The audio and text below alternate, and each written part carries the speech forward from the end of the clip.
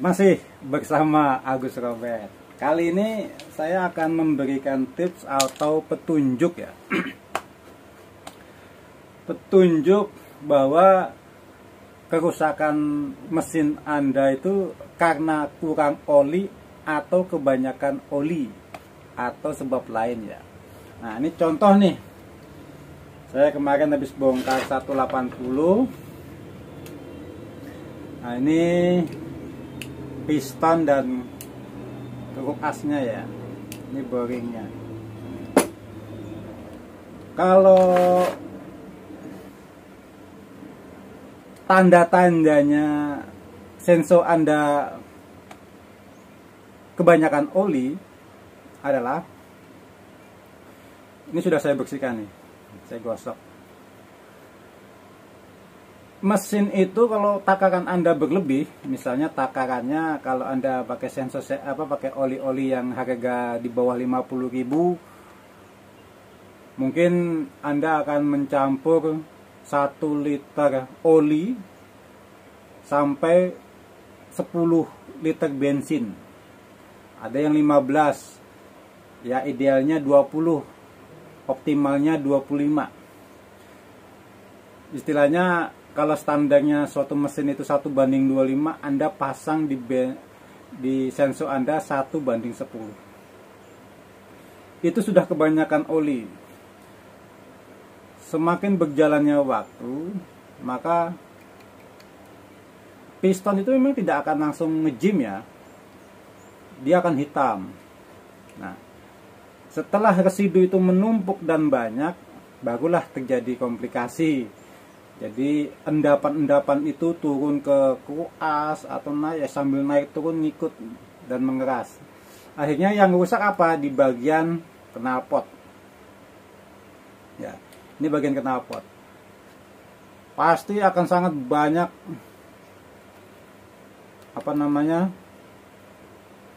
garis-garis ini. Sangat banyak. Dan terasa sekali, kasar banget.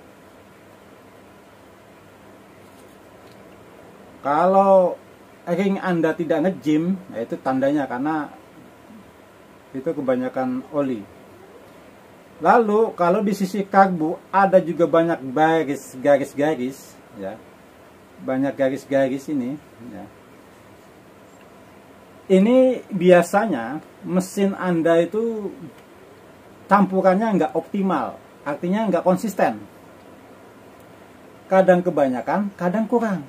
Nah, ini tandanya gitu. Kalau dua-duanya sampai baret, biasanya yang kadang berlebih, kadang kurang.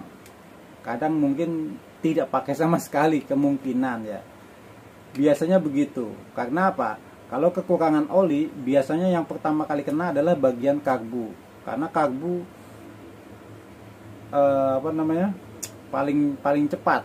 Dia yang kalau kena, biasanya identiknya adalah pecah di sisi karbu atau ngejim di bagian ring ya. Kalau saya lihat sejarahnya sensor ini sensor ini bukan milik pribadi, ini sepertinya milik kantor ya.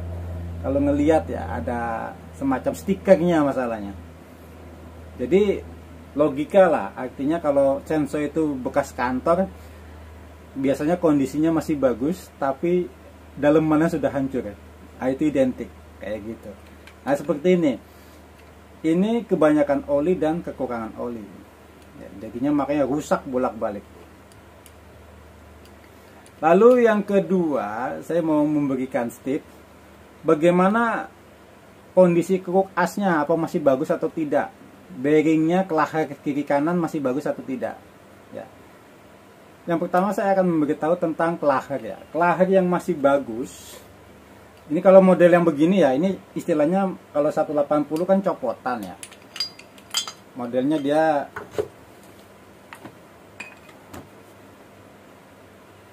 sama crankcase-nya terpisah. Artinya keruk as tidak nempel di bodi, tapi langsung di sini. Kalau kelahar itu kan umumnya nempelnya di bodi, ini di crankshaft.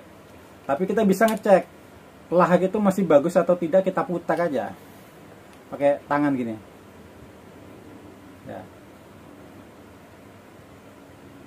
Nah,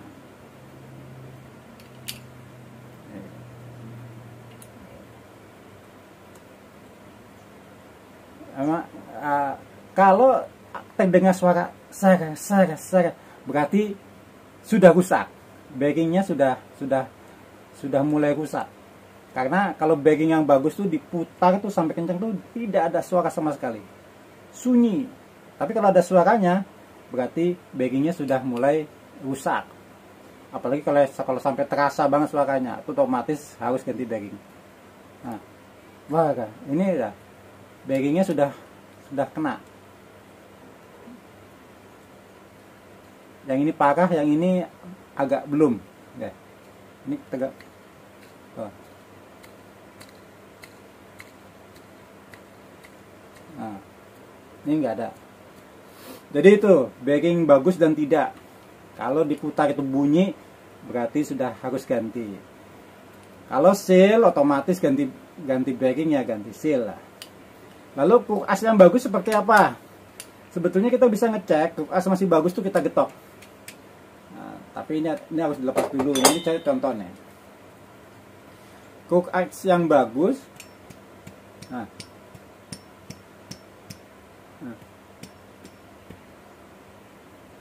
nggak ada bunyi. Tapi kalau ada bunyi, nah kayak gini nih, nah ini sudah mulai kurang bagus. Hook as sudah nggak bagus. Jadi apalagi kalau sampai bunyi tak tak tak tak, nah, itu sudah pasti harus ganti hook as. Tapi kalau ini sebetulnya masih bisa dipakai. Nah, masih ada ting centing ya. Tapi kalau suaranya sudah mulai tak tak tak, ya. Kalau ini masih ya sudah sedikit agak rusak, tapi masih layak pakai. Ya.